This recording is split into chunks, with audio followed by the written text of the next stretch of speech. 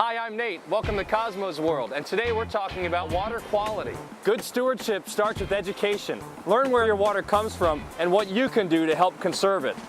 Whoa! That was a banging ride! Did you see that, Tara? Come on, Cosmo, we have lots to do. More biodiversity, right?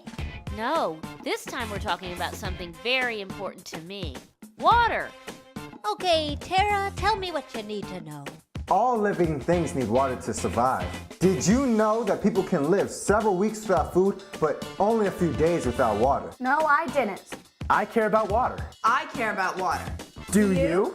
The water cycle is all around us. But only 3% of the world's water is fresh water. And less than 1% of water is available to humans for drinking. Water doesn't come from a faucet or from a bottle. Water comes from nature. The water cycle is the continuous movement of water on, above, and below the earth. Water conservation is the act of using less water. This bucket represents all the water in the world. 1 cup represents ice caps and glaciers. 1/3 of a cup represents groundwater. 1/4 teaspoon represents freshwater lakes. Of all the water in the world, only 3% is fresh. Americans use a lot of water. The average American uses about 69 gallons per day. That's a lot of water. Did you know recycling aluminum creates 97% less water pollution than making new metal from ore? One way to be a good steward is to recycle your aluminum cans. Poor water quality and lack of access to water are quality of life issues for humans and the natural world. Poor water quality affects all organisms, including human beings. We rely on water for almost everything. For crop production, manufacturing, sanitation, and drinking water. Now what are you doing, Cosmo? Shh! Fishing. Catch anything? I think I'm getting a bite. Uh-oh. Water pollution is when environmental contaminants reduce the quality of the water. We are at Roush Gap in State Game Lands 211, and we're looking at the evidence of acid mine drainage on water quality. Because of the history of coal mining in this area, this part of the stream has been negatively affected over time. In a cold mountain stream like this, you'd expect to find a lot more biodiversity, like mayflies and stoneflies. But because of the acid that's leaking into this stream, it's reducing the water quality, making this water more acidic than it should be. An ideal level for supporting biodiversity in a stream is between 6 and 8. This pH is 4, which is acidic. The pH needs to be near neutral so that trout and other organisms that we want in the water will be able to survive. This is a water quality probe to test for pH, conductivity, dissolved oxygen, and temperature all at once. The pH in this part of the stream is too low for the organisms we would normally see here.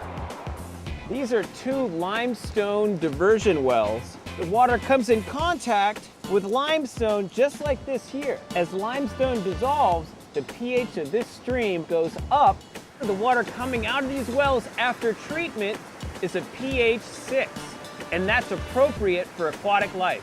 So downstream after the diversion wells, we found that the pH is indeed higher. So the diversion wells are doing their job. What are you doing, Cosmo? Building a watershed. Cosmo, that's not a watershed. It's not? Sure it is. Watch this.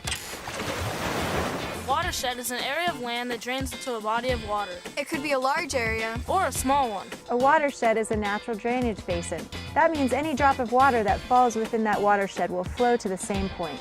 That point could be a stream, a lake, a river, or a wetland. Meadows act as a natural filter, removing the pollutants and sediments from runoff and rainwater that otherwise would have just washed into streams and rivers.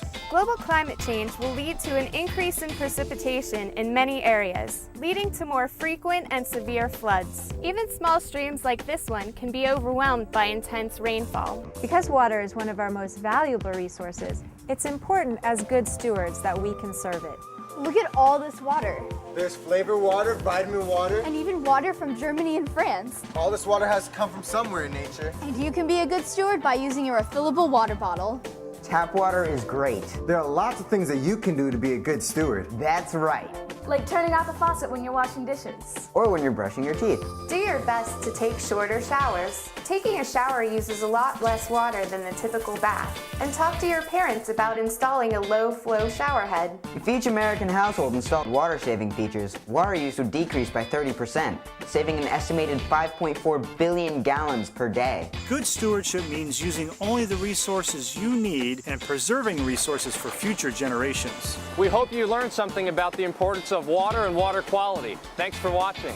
See you next time On Cosmo's World.